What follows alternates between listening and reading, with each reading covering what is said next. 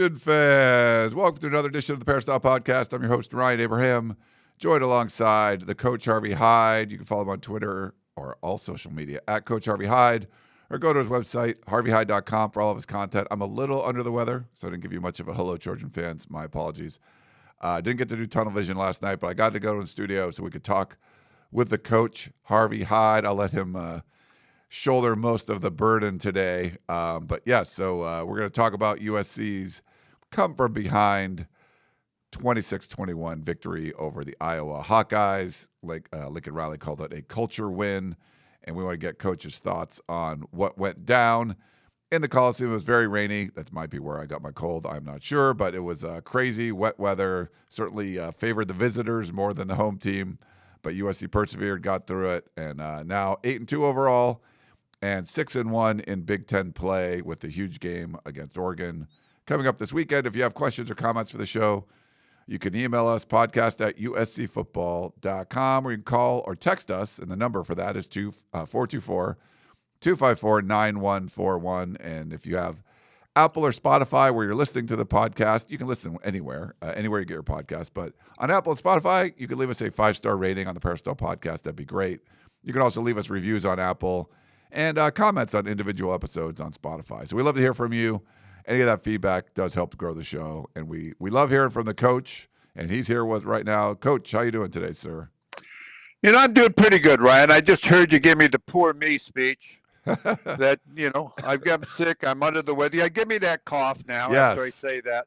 So, yeah, I don't want to practice today, Coach. I got a cold, and I don't want to do this and that. But I did see you did a little spiel there before the game where you're standing there with your shirt on and your hair was all wet saying, I'm at the Coliseum, it's raining and so on. I saw that, okay. So we get a little poor me today.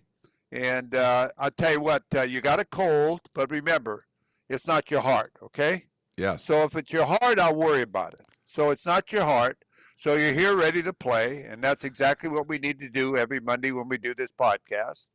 I want to say before we get started, because at the end of the podcast, I may forget, I want to wish everybody a happy Thanksgiving. Yes. Or whatever you celebrate out there, and enjoy yourself. Try to gain 5 pounds, and you've had a successful week. And we'll move on because we're going to have a great weekend of college football this week. Friday night games, Saturday night games, they can't be better. They're like bowl games every weekend. And, Ryan, I want to commend all the people like yourself who went out to the Coliseum in the rain to watch the Trojans play Iowa. It was homecoming. I was surprised. Really, a nice turnout of people cheering, fired up as far as college football is back at the Coliseum.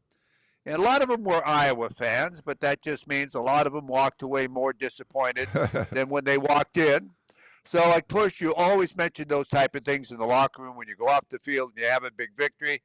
So I'm really happy as far as the weekend in itself. I'm a little bit feel bad for you because you're under the weather.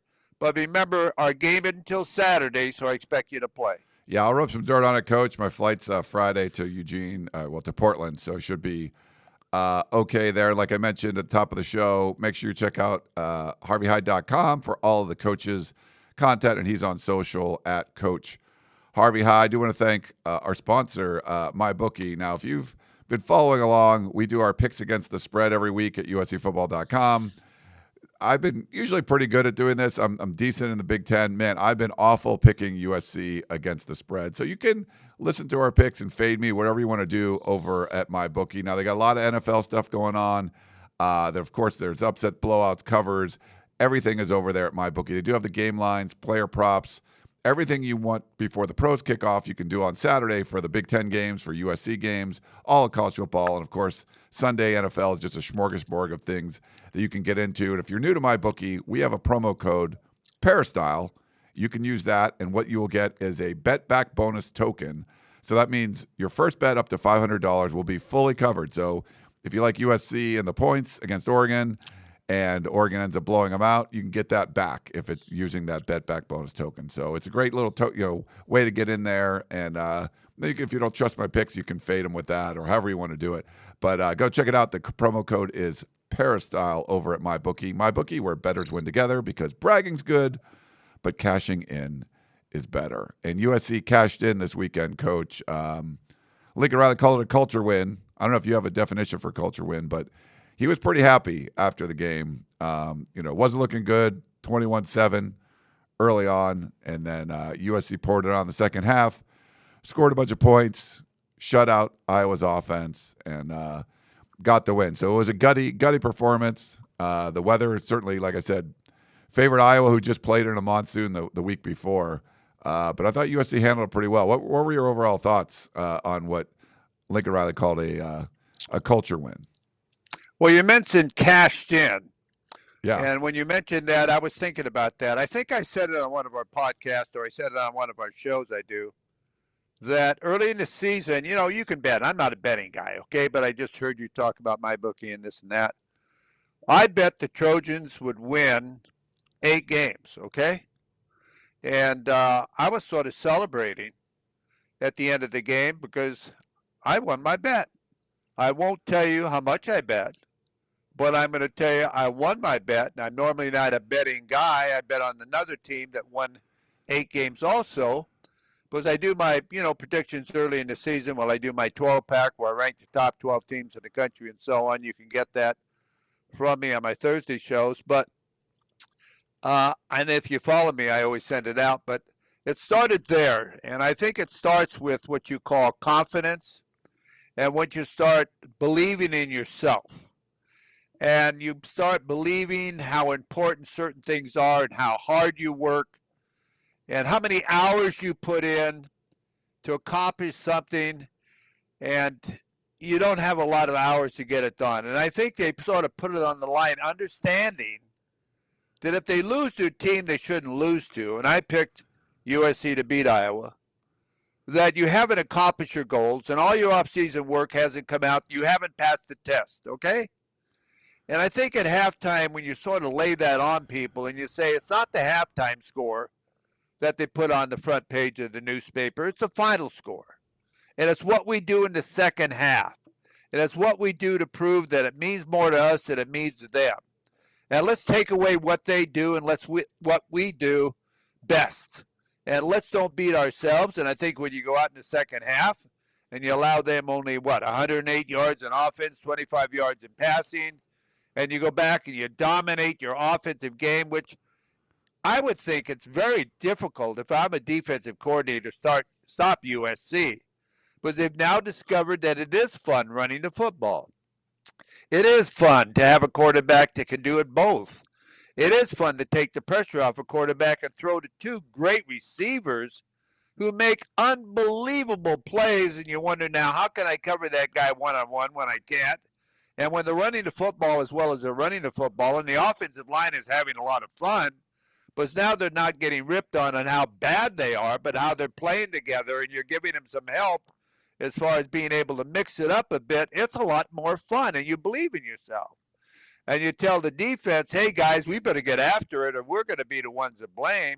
And you make the necessary adjustments and you say, let's take away what they want to do and they want to crush us. Let's put a man on the nose. Let's try to fill and stop the run. And if we can stop the run, force them to pass the football where they can't really throw the ball that well. They attempt to, and they work hard at it. But if we can do those things, we'll win this football game. And I think with the momentum change and the momentum's continually, the domination continue where you took the doubt away from Iowa that they could win or stop you, and you started to put the belief in USC that we're going to win this football game. And I think that's when the momentum started. And if you saw at the end of the game, even Coach Lincoln Riley was excited like a 10-year-old, the way he should be. But you work so hard to get a win like that, and you put yourself now in a position where 2 teams, and I believe if you are able to win these 2 games, you're going to the playoffs, okay? And now you put yourself in a position where you've got a bowl game on Saturday in a hostile environment where you're going to go in there and play a team that recruits these players out of your area, and you want to go in there into their house like Indiana did, and you want to spank them. And I would tell my team, let's go in there and spank them. Let's go in there and walk around the stadium like we own them and give the O sign on the way out the door and fly on back home and feel that way, because this is more than just a football game.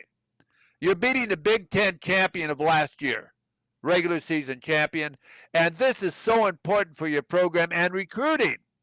So it's huge and it's exciting. The only thing you have to be careful of is not getting them ready to play on Wednesday. You've got to keep it low key and build up to it for Saturday. Yeah, good point. We'll get to the Oregon stuff in a little bit, Coach, too. We'll talk more about the Iowa game. But that's a good point. I didn't even think about that. If you look at the over-under from the beginning of the season, I remember you said from the very beginning you had the over. I think a lot of us were on the over for USC because we felt like 8-4 was kind of a likely, place to land after going 6-6 in the regular season last year. USC's already won 8 games, so they've already hit the over. With now potential to go 10-2, big one this weekend, obviously at Oregon. But 9-3. So I think it's probably I think a lot of us expected like 8-4 was like, okay, that seems like a good landing spot. Now, UCLA is not very good. I mean, I guess you could lay an egg in that game, but 9-3 seems like the floor now. And then, with the upside of 10-2, if you can go, beat Oregon and make the college football playoff for the first time. But good job on that bet, Coach. I remember you saying you were on that early. You got the over USC 7.5. They've already hit it. I got it, buddy. I haven't spent the money yet either. All right. Well, I'll tell you. Maybe your wife's going to spend it. Yeah. Oh, well, maybe she will. Maybe she has already. Maybe I shouldn't have told her. But it's exciting. It's a Monday for me, and when you have a great weekend and you work so hard and you see kids become successful at what they're doing, it's just a great feeling to go to practice today or have your media day today when you walk in and somebody can't say something where you can't say, what was the final score? Did we lose that game?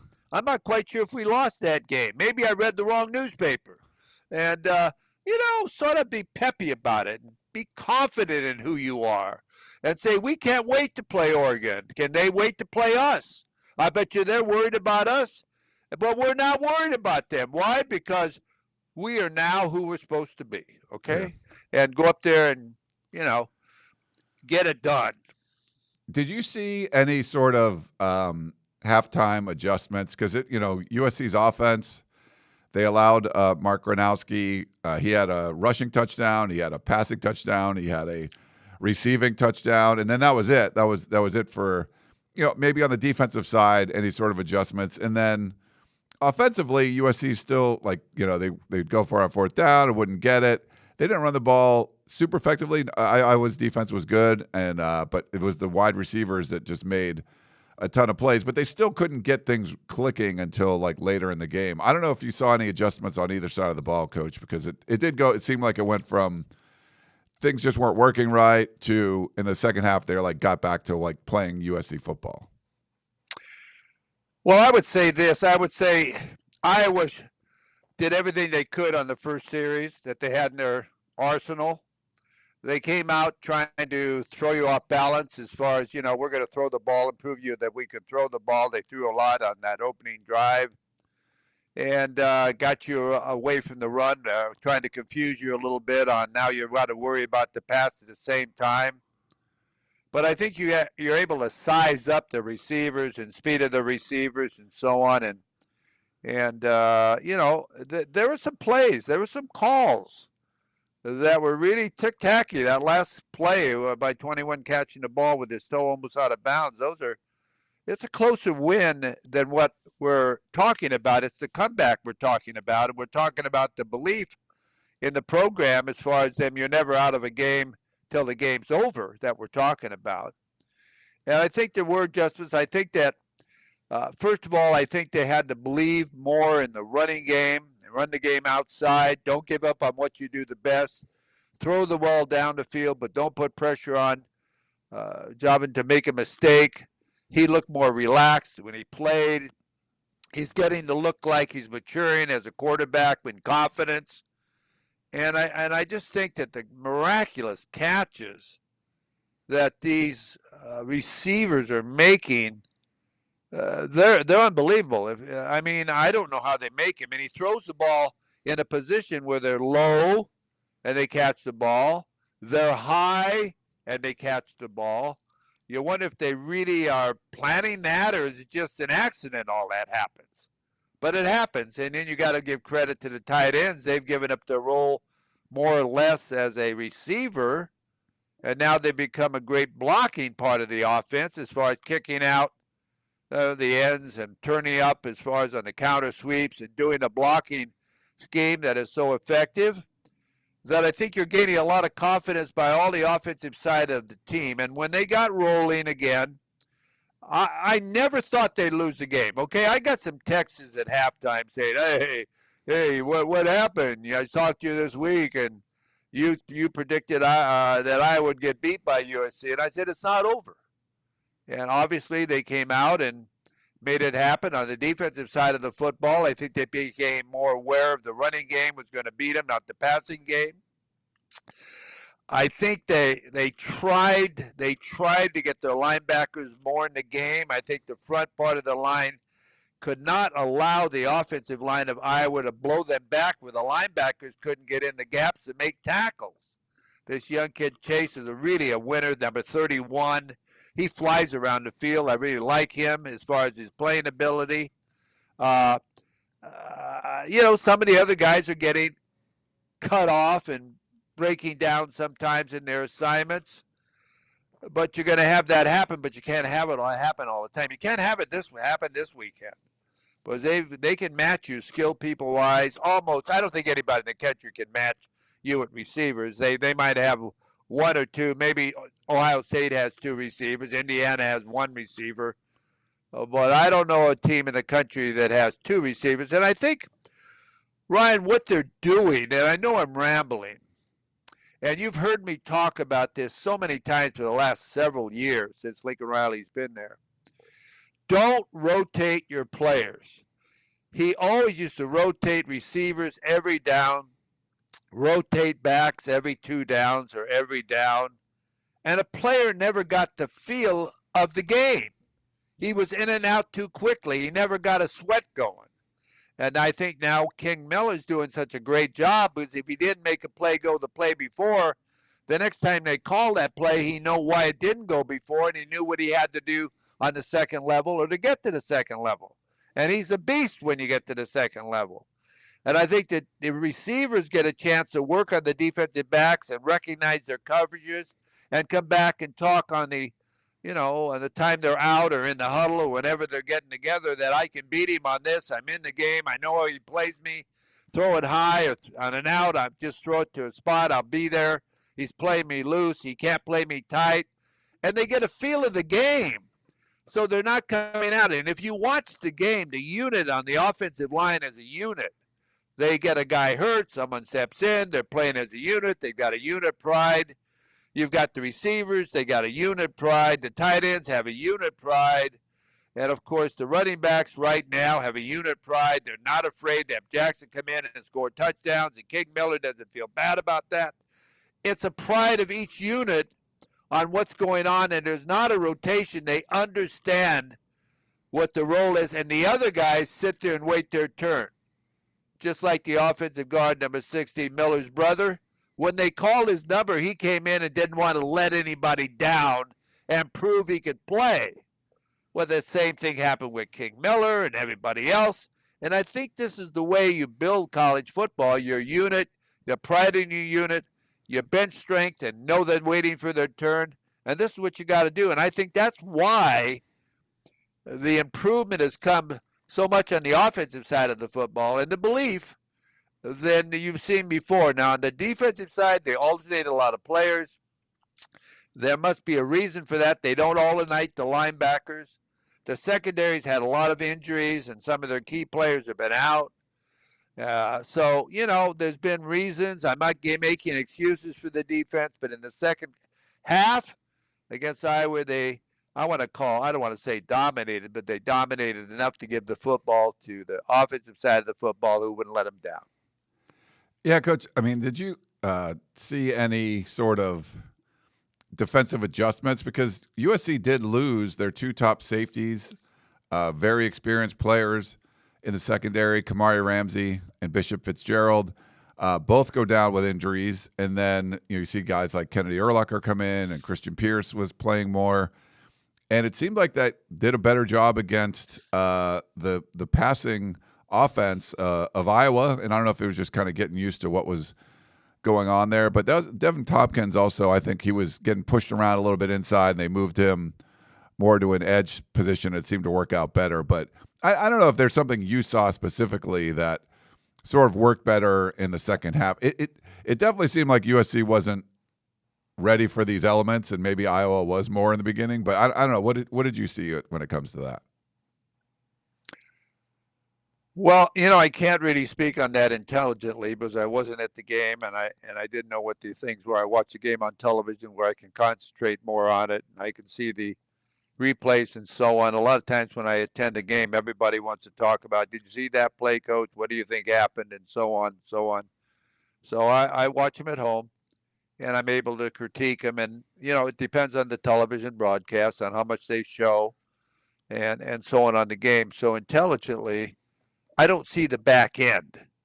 I see basically the front seven where the cameras are focused. So I don't see the back end as far as alignments, movements, zone, man. Do they get to the zone? Are they playing it right? So I can't intelligently talk on that, so I don't want to do it, okay? No, it makes sense, Coach. It is tough. Even from where we were in the press box, sometimes you can't really get, if you're watching the lines more, you try to watch things going on. But it seemed like they made some good adjustments as far as what wasn't working. Like I mentioned, Devin Tompkins sort of moving outside, and they tried some different things. I think just getting their linebackers to be in a better position to make plays, and I thought the secondary played pretty well. They played pretty clean as far as only having a few penalties. There was that this mysterious defensive holding call on number 15, who Anthony Beavers has been out for most of the season, so he wasn't out there on the field, so it definitely wasn't him. But I thought you need to play a pretty clean game against Iowa, and I think they did that. But I give credit to the defensive staff. 3 weeks in a row, they've held an opponent without a touchdown in the second half. 3 points against Nebraska, 3 against Northwestern, and then none against Iowa. Yeah, it didn't look great in the beginning, but at least they figured things out by halftime and made some changes to shut things down. I think what you need to do as a head football coach, and you talk to your team and your staff, you want to put the two halves together, okay? You want to have a complete game. You don't want to have one doing such a great job one half and the other doing a great half the second half. You want to put them both together in both halves. So you got to get that going and have them understand that against great teams, we can't get away with what we got away with the last 3 weeks. When we play great teams, we got to play the same half in both ends the entire game. And you've got to come up with that at the beginning of it, and they got to believe in that, and they got to go with that. And I think that's what USC has to do the remainder part of the season. And if they do that, I'm going to tell you, I believe this. I've seen anywhere from a 9.5 to 6.5 underdog against Oregon. I don't know what Oregon thinks of that, but I think that's too many points in this game because of the skilled players that USC has. I know that that's because of the defense. They think Oregon will score on USC's defense. I don't know what the over-under number is. I could tell by that if I saw that.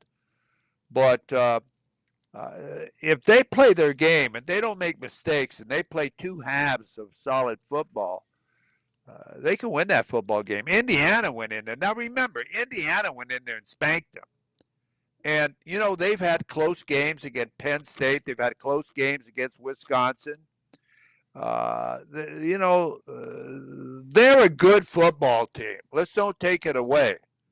But SC is now maturing more, and I think they've improved more than what Oregon has improved during the season. And that's what I'm looking at. I'm looking at the improvement of both teams.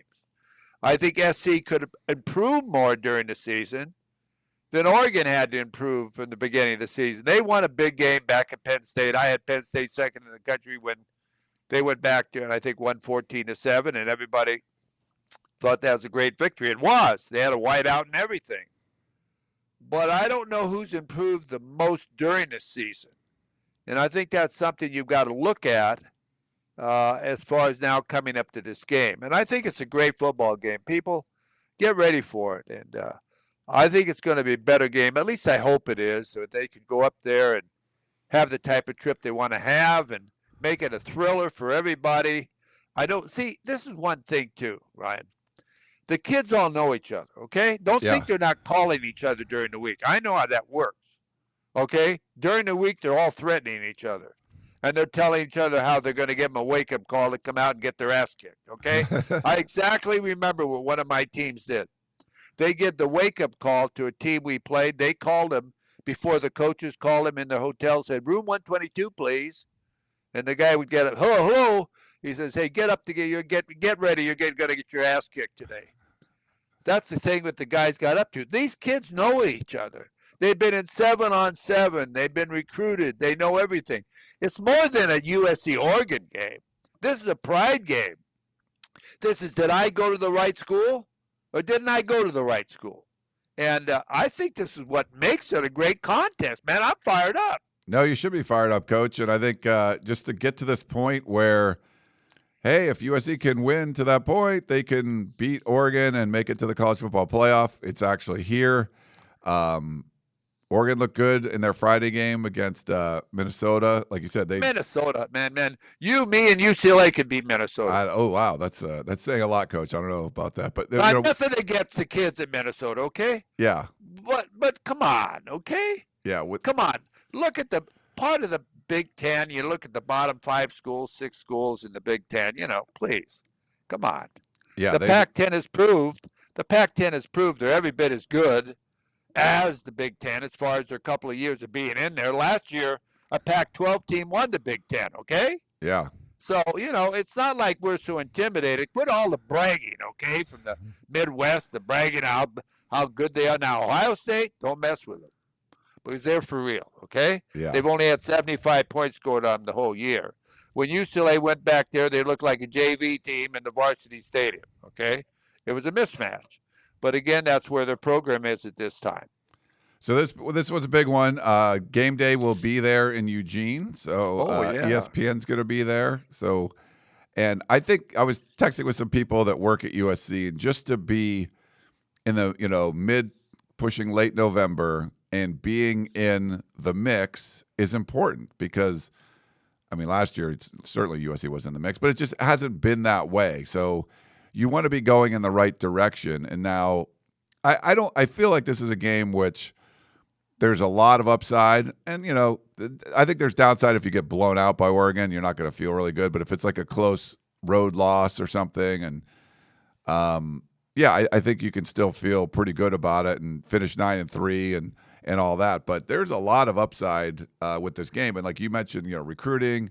Dan Lanning is going to be very excited for this one. He wants to go head-to-head against USC for a lot of the Southern California players. This last cycle, USC's done a much better job of retaining some of those players. So you're not recruiting against zombie USC now. You're recruiting against real USC. So getting a head-to-head win certainly can help. So there's a lot, I think, at stake for this one. But just the fact that USC's relevant, and when they do their Tuesday night college football playoff selection show that lasts like 4 hours or whatever, it's just but USC will be involved in that. They're a player. Like, can USC make it if they lose? All that stuff. But basically like win out, and USC would be in the playoff, and it could help secure the Big Ten a 4th bid because it's looking more like 3 bids for the Big Ten. But if Michigan can beat Ohio State and finish 10-2, or USC can beat Oregon and finish 10-2, then maybe the Big Ten gets 4 teams in. So just to be relevant, Coach, is kind of unique for USC at this time of year. Really, when you look at it as a football fan, like we are, most of my life has been around football. I think it's exciting to put yourself in this type of position. Now let's take care of business. There's a lot of schools that would like to be in this position like USC is in. Now it's time to prove you're for real. Now you don't talk it, you do it. And I think this is what you start to get ready for. And again, you got to explain to your team, we're not playing this game Wednesday. We're playing this game Saturday. And there's such a thing, Ryan, is having your team too ready to play. You've got to be able to gauge it along the way that they can't be too ready to play and burn up energy in the locker room before the game and all of that. It's really a science on how you take the field on the road against the crowd, and you want to take the crowd out of the game. The number one thing you've got to do is you can't start slow, because not that you can't come back, but the crowd gets in it and gets crazy, okay? You can't let that go. And then your team gets a doubt. Maybe we aren't as good as we think we are.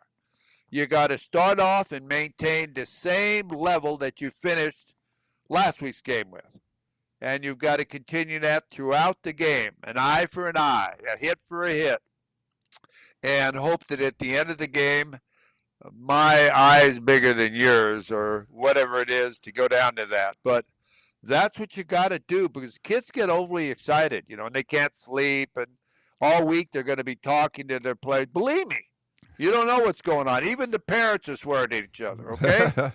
So my kid's going to beat your kid and all this and that. So this is what you play for, and this is what it's about. I know you're getting – I don't mean to get everybody excited out there and fired up, because I don't want to get you ready too early. But what else? What time is the game, Ryan? What time is the game? 12:30 game. So, yeah, it's going to be CBS again, 12:30, and should be a lot of fun, USC and Oregon. It's like one of those games where it can just, turn your whole season around if there's a real opportunity there. So I'm curious to see how this turns out. But yeah, it should be a lot of fun. Be more than fun. Yeah. Well, let's take a quick break and we'll come back and do some questions, Coach. Back in a minute, everybody.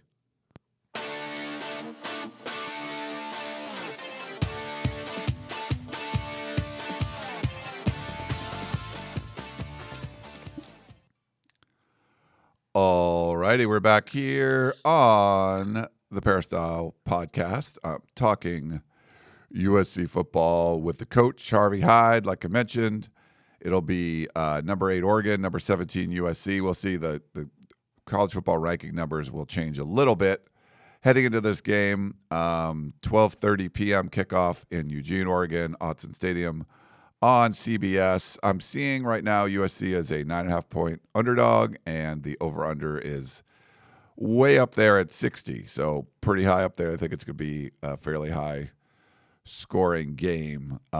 We also have some news about UCLA. For the second week in a row, Coach, they're using the TV networks. They're using that 6-day window. So we didn't know about the Oregon game until, what time it was until after the games played this weekend.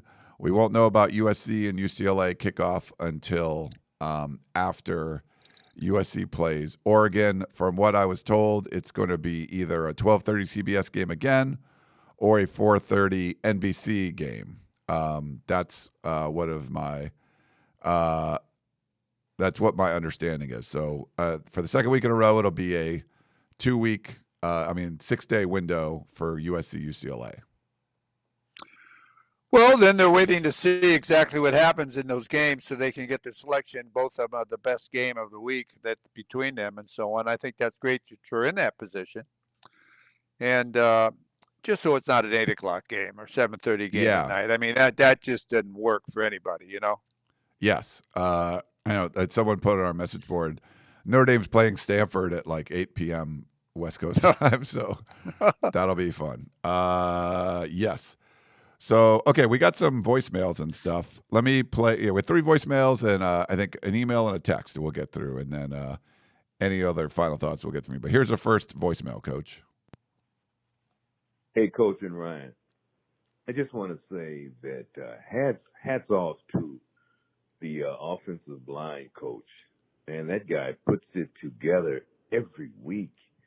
Talking about the warrior falling down and the next guy picking up his shield and sword and fighting on. That's it. And also, Urlacher is a football player. Fight on, Al from Georgia. Thanks, Al. He's talking about Zach Hansen USC's offensive line coach, you're an offensive line guy, Coach. I mean, they've had different lineups every week, guys getting hurt, shuffling around. It doesn't seem to have much drop-off. What are your thoughts on that? And Kennedy Urlacher. Well, what I see with the offensive line, they seem to be more coordinated, more athletic than they had before. Before, they used to fall over their own feet, and they couldn't get back in the same position, a correct position for a pass rush. Some of the guys have more agility than they had before. There's a couple of players that are still struggling on drop back pass, but as far as they playing as a unit and caring about each other, and with the play calling and mixing up of the plays and giving them an opportunity to show they're pretty good. Because remember, King Hill's a good running back, but if those guys don't King block, Miller, he isn't. What I call him, King Miller. What I call Hill. him? You said King Hill. Like King on the hill, Miller. Okay. I mean, you got to have an offensive line, or you can't do either or. And a lot of times they don't get the credit they're supposed to get. Now, Gameday makes some plays that are unbelievable. He's falling backwards on his back. They're blitzing. He throws the ball. I say, oh, God, this is going to be an interception. And Lane goes up, catches it. I mean, it's almost like it's a Rudy movie. I mean, how this was all planned and this has been edited for these type of plays. It's just unbelievable. And when they do this, it fires them up and they take credit for it. And you can tell when an offensive lineman is disturbed when he makes a mistake. You can see him walk around and he knows it's his fault. It's in front of everybody, or a lineman downfield, and they can't wait to say, holding, number 32 or 72, holding, and they just had a touchdown call back, okay? When else do you hear an offensive lineman's number called? When he's done something wrong. Yeah, never good. It never happens. So they build it up through their own confidence and pride and everything that they do. So I think he's done a good job of coaching them. I think they're better coached this year than they have. I agree with you 100%. I think they have more pride than they've had before. They've had a lot of injuries, and I think they've been able to adjust to those. And the kids are playing well, and they're playing hard. They could be better, but they're playing good enough. Yeah. And anything from Kennedy Urlacher, who came in the game when the USC safeties were getting hurt? I don't know if it's hard to see on the TV and stuff, but yeah, it is. It's hard. I knew his name got mentioned a lot, and he was flying around. Yeah. If he's anything like his dad or uncle, whoever it was, I tell you, he's a beast. Okay, because if you remember his dad, I think he went to Utah or one of those schools. New Mexico. Mexico. Linebacker. Yeah, New Mexico. He returned punts, even kickoffs. He's a linebacker. Are you kidding me? Great player, played in the NFL for years. So he's got great breeding. We have another voicemail. Here you go. Hey, Ryan and the team. First of all, what is an atmospheric river? We had to play a game in an atmospheric river, and at some points in that game, second half, they couldn't stop our offense. I guess if you have two pro receivers, it doesn't matter if it's raining real hard, terrible weather, and your team is behind. This team is going to have confidence going into the Oregon game. They know if it's raining, we can win. If we're behind, we can win, regardless of how it looks. The adjustments in the second half, as credit to the coaches, all that money we've been spending is starting to pay off, and the way that we have depth, people that are coming off the bench, I'm just really impressed and proud of how this team is playing. Curtis from Moreno Valley. Curtis, I love to hear those positive words. You're probably going back down to the barber shop, and you're going down to the cafe in the morning and sit with the guys and talking about how well the Trojans are doing, and they've been listening to you on our podcast and so on, but I agree with you 100%. I'll tell you, a lot of people don't realize this, Curtis, but you probably do because you've been around football. The number one thing to do in the rain that's the most difficult is to guard a receiver because it's slippery. The receiver knows where he's going, but as a defensive back, you don't know what the cuts are going to be. Yeah. So receivers have a really better advantage over the defensive back when it's wet weather. So Not that they aren't great athletes, but I'd hate to cover them with that type of circumstance. Yeah. Thanks, Curtis, for calling in, buddy. You're my man. Yeah, you've been around for years. Curtis has been around for years. And it's funny, Coach, when I drive out to the desert, like when I'm driving through and you drive through Moreno Valley, like I always think of Curtis. Like, oh, there's Moreno Valley. That's where Curtis is from. So it's kind of funny. One more voicemail, and then we'll get a couple other emails to get to. Hey, Peristyle. It's Rick from Vista. Obviously, a very satisfying victory over Iowa. Great game. I wonder, though, if our style points aren't good, maybe we should be winning by more. Or do you guys think that's a good victory? Anyways, one thing I wanted to do is I wanted to give a shout-out to Maeva.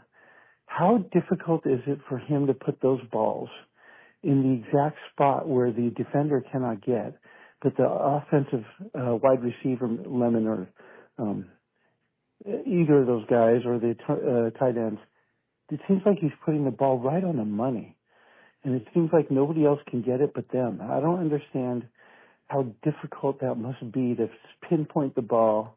And he does it all games. I mean, all those tough catches that those guys made, Jacoby and Lemon, I mean, those were like over the middle, jumping up in the air, diving to the sideline, and holding it. But they seem to always catch it, grabbing the ball and rolling so that it never touches the ground.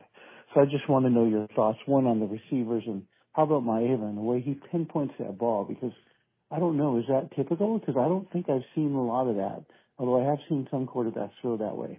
Anyways, I'd like to know your thoughts. Bye. Well, you've got to have a talent and the ability to do that, and you've got to have an arm. And if you ever go to FC's practice, I don't go because I don't get to stay at the practices. I get to watch warm-ups and whatever. But their first drill they do is throw the football, and they try these routes, fade routes, this route, that route. They get to know each other so well and where to put the ball, and that half the practice is throw to an area. The ball will be there, and they look up and they find the ball, and the defensive backs, it's such a disadvantage when you're trying to guard a receiver like that, but if you touch him in any way, it's pass interference. So it's a very difficult job, and yet you have to have a quarterback who can deliver it to that spot. And Curley right now, he's done a great job of improving. He's able to deliver it to that spot. And they're throwing the type of routes where it's not as easy to intercept them, okay? The type of routes they're throwing. But he's throwing in the double coverage at times. And they're catching the ball in double coverage, which is unbelievable. Yeah. They're leaping, and he's throwing the ball low on the ground, maybe 2 feet off the ground, where the guys are diving and catching it. You wonder if they got under it to catch it and so on. How do you defend that? I mean, I don't know how you defend it. You can't touch him. You can't do anything. But he's putting the ball exactly where it should be, and that comes from practice. Yeah. Just practice. They must spend hours working on that. Yeah, I agree with you, Coach. And then he also want to know style points. Does USC need style points? They have to win by bigger margins. Hey, you always look about style points, and we could have done this, and we could have done that, and we had a lineman downfield, and we dropped a touchdown pass. Yeah, you can always do something better. But, when you win a football game, you just got to be happy with the win.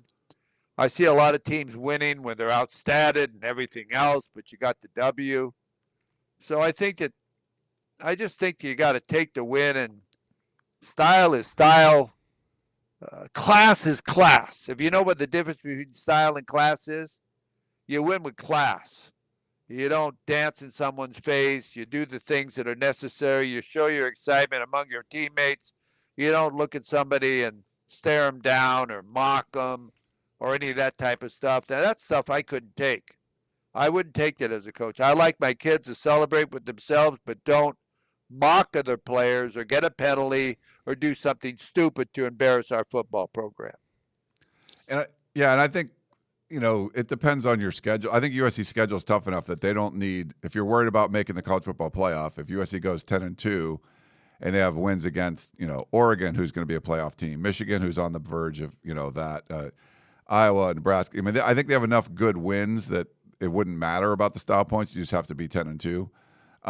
If the schedule wasn't as strong, there's some other conferences where they're trying to get teams in, and they don't have the quality wins, I think style points probably would matter a little bit more. But for USC's schedule, I don't think it matters very much. You got to win those games, and you'll be okay. You win them by a point or by 20.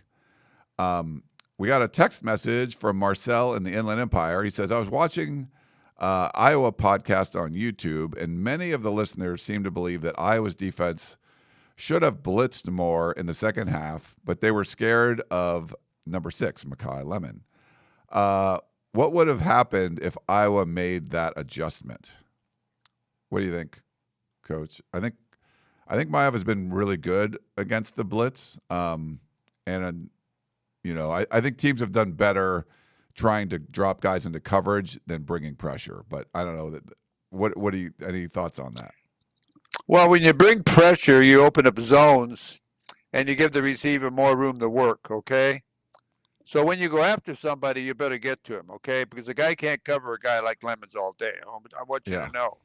When you make that gamble, we're going after him, then you better get to him. Because if you don't get to him, you give a guy a lot of field and a lot of room to move around to get the football. So I would think, I'm going to be honest with you, I thought that they should have gone after him a little bit more. But, of course, I'm second-guessing. Who knows what could have happened. They could have hit big plays and so on. But there's always, what is it you do after a game? You second guess everything you do, okay? Yeah. And I think that's everybody that wants to win says we should have done this more, done that more. I do it myself. So, who knows? So USC is one of the best teams in the country as far as not getting sacked. I got them the latest I looked they're tied for number 16 with like Notre Dame and but 1.1 sacks allowed per game. So they just don't get sacked that much. And obviously it's still one of the more prolific, if not the most prolific offense in the country. So I don't know if that's really the way to go. But I like I said, I think more teams have had better success dropping guys into coverage than bringing pressure. But you do need to get some. But he's been really good at escaping pressure and still making a play. So, but. I didn't listen to that Iowa podcast, so I can't really tell you exactly what they're saying. We got one last email. USC Paul says, much has been said and written about the Trojans' ability to play well when they have to travel east. Let's see how well they do this Saturday when they travel west. Fight on, USC Paul. Yeah, it's a road trip, and it's a couple-hour flight, but it's in the same time zone at least, Coach. We'll see if USC's road woes sort of like continue when you're going up the coast. It's a better opponent for sure, but it'll be interesting to see. Well, there's certain stadiums that you look forward to playing in, and this is probably one of the most hostile type of stadiums, and the fans are that way. They're cocky, they're confident, they deserve to be. They've really been winning. But again, you've got to make your team as confident as, hey, we're going in there, we're going to ruin their party, we're going to enjoy it. They're the favorite by 9.5. I mean, they're going to feel the pressure. That's going to work in our advantage. We don't feel they are. I'm going to tell their head coach before the game that we've looked forward to this game because we want to really disappoint their fans and so on and knock him out of it, so he goes crazy and wants to fight me in the middle of the field and distracts him a little bit. Kid around with him, let him know that I'm not intimidated as a head football coach or a staff. Make him say, hey, he's pretty confident. And so I make him second guess himself. There's things that a head coach does too to sort of loosen up your opponent, and make him think that, you're pretty good, but we ain't bad ourselves, and our kids, we know our kids, and we want to congratulate you. You've had a great year, and let's get it on, man. Yeah. Let's get it on. And he'll start to guess, and my gosh, they feel pretty good. What do they know? I don't know. And, you got to go in there with an attitude, not that you're cocky, but you go in there with confidence. And if you don't have confidence, you can't win a game like that. You got to go in and say, no matter what happens, we'll kick their butt, okay? Yeah. We don't care what the weather is. I know this football field is the same size on their side as our side. And if we played this on the moon, we don't care what the stadium looks like. We just got to go do it. But you got to take the crowd out. I think that's important. Yeah. All right. Well, we'll see. It's going to be a big one this weekend, Coach. Looking forward to chatting with you when I get back from the Pacific Northwest and get settled back in. Maybe another rainy game. We'll see. A lot of weather games this year for USC. But, yeah, look forward to talking to you about that. And we look forward to always talking to you every week. So thanks again for coming on, and appreciate you. Well, thank you. And I want you to know, Ryan, I've been watching you seriously here during this podcast. Okay. Your cold is better.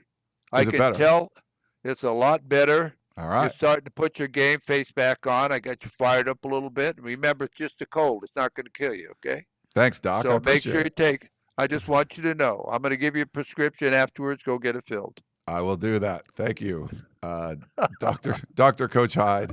That's exactly right. Yeah, nice. Well, Dr. Coach, we appreciate you again coming on. And everyone else, thank you for listening. And if you watch us on YouTube, we appreciate that as well. It's always fun to get your comments and hear what you have to say or see what you have to say. But for the Coach Harvey Hyde, I am Ryan Abraham, a little under the weather, but doing better, like Coach said.